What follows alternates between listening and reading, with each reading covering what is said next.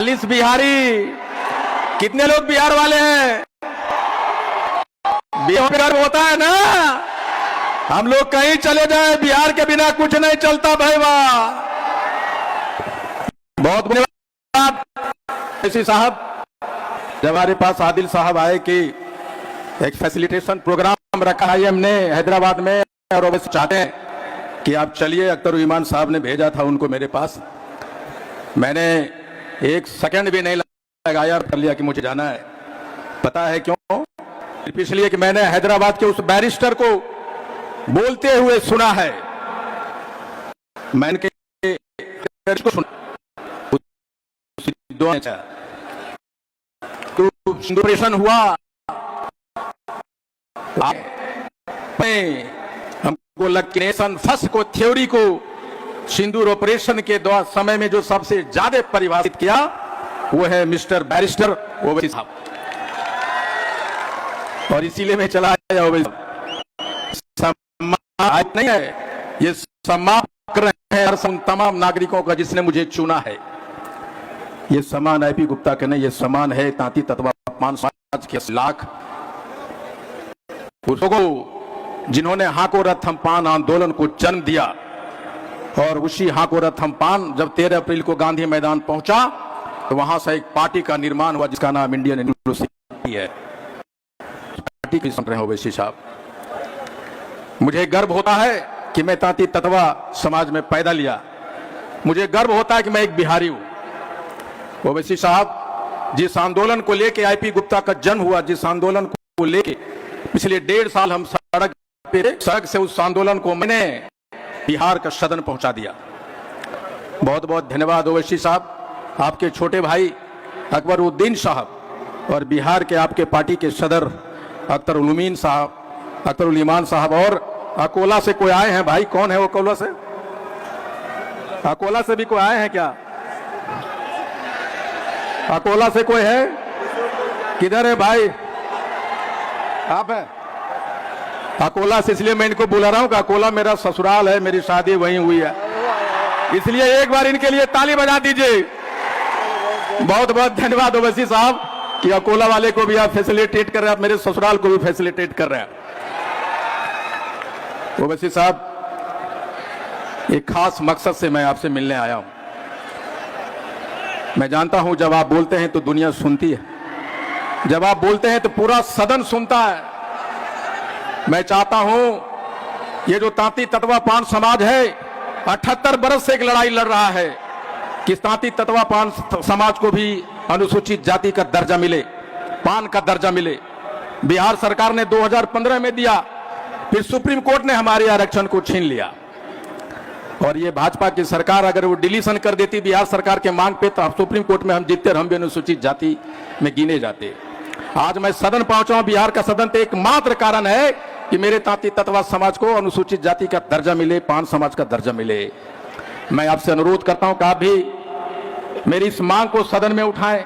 जब इस मांग को आप सदन में उठाएंगे तो मुझे मालूम है कि भारत के जो सदर हैं नरेंद्र मोदी जी जरूर सुनेंगे और हम आपके सदैव शुक्रगुजार रहेंगे। हम एक नए बिहार के लिए, बिहार के नई डेवलपमेंट परिभाषा के लिए हम उन तमाम लोगों के साथ खड़े नजर आएंगे जो बिहार को करना है, बिहार के डेवलपमेंट में अपनी योगदान बचाना चाहेगा। मैं एक नए बिहार के निर्माण के लिए भी यहां आया हूं कि जब ओवैसी साहब चुनाव लड़े तो मुझे किसी को पता नहीं था, किसी को विश्वास नहीं था कि एक भी एमएलए इस बार ओवैसी साहब जीतेंगे। इवन आईपी गुप्ता को भी विश्वास नहीं था। मैंने देखा था कि महागठबंधन में आने के लिए अख्तर ईमान साहब ढोल बजा रहे थे, लेकिन आपने साबित किया है और मुझे और एडमिट करने में कोई परेशानी झिझक नहीं है कि मिस्टर बैरिस्टर के बिना बिहार की राजनीति में शायद संभव नहीं है। आपको बुलाना पड़ेगा लोगों को, ऐसा मुझे लगता है। एक बार पुनः आपको बहुत शुक्रिया कि आप मुझे बुलाए और मुझे उम्मीद है कि आप मेरे तांती तत्वा पान समाज की लड़ाई, उनकी आवाज सदन में उठाएंगे और आप देश के सच्चे सपूत हैं। और आज आपकी जो परिभाषा, जो नैरेटिव था पूरे देश में सिंदूर ऑपरेशन में आपने बदलने का काम किया है। पूरा देश आपका दीवाना हो गया है। और मैं बताऊं, ये देश नैरेटिव पे चल रहा है, ये फॉल्स नैरेटिव पे चल रहा है। नैरेटिव्स 56 इंच का नैरेटिव्स है। राष्ट्रभक्ति का नैरेटिव्स है, छद्म धर्म का नैरेटिव्स है, पता नहीं क्या क्या नैरेटिव्स है, एक अकेला नैरेटिव्स है। और उस नैरेटिव्स को अगर एक इंसान पूरे शिद्दत से तोड़ रहा है तो उसका नाम मिस्टर बैरिस्टर ओवैसी साहब है। बहुत बहुत धन्यवाद। Thank you very much for calling me here. Thank you very much.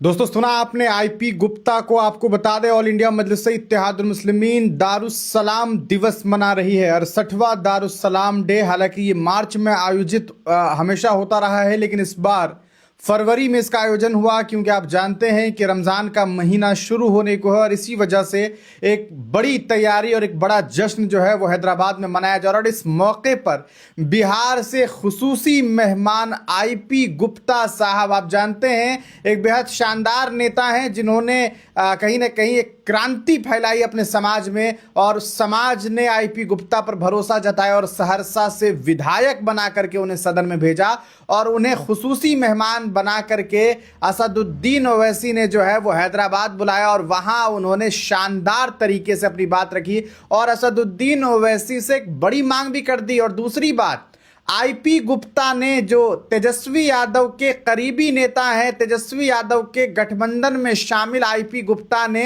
Hyderabad के दारुस्सलाम में पहुंच करके ये कबूला कि बगैर असदुद्दीन ओवैसी के बिहार में राजनीति नहीं चलेगी। यानी कि किसी भी दल को सत्ता में आने के लिए जो सेकुलर समाज के जो नेता हैं, सेकुलर नेता खुद को बताते हैं, उन्हें असदुद्दीन ओवैसी का साथ चाहिए होगा। और इसके अलावा आपने देखा कि कैसे आईपी गुप्ता ने साफ तौर पर कहा कि मैं ये गुजारिश करता हूं, क्योंकि पूरी दुनिया असदुद्दीन ओवैसी को सुनती है, सदरे हिंदुस्तान यानी कि देश के प्रधान सेवक, देश के प्रधानमंत्री भी उन्हें सुनेंगे, और ये गुजारिश है कि वह जो है ताती तत्वा समाज, जिस समाज से ये आते हैं, उस समाज की आवाज बुलंद करे, उनके आरक्षण की मांग करे। तो ये एक बड़ी मांग भी आईपी गुप्ता ने कर दी।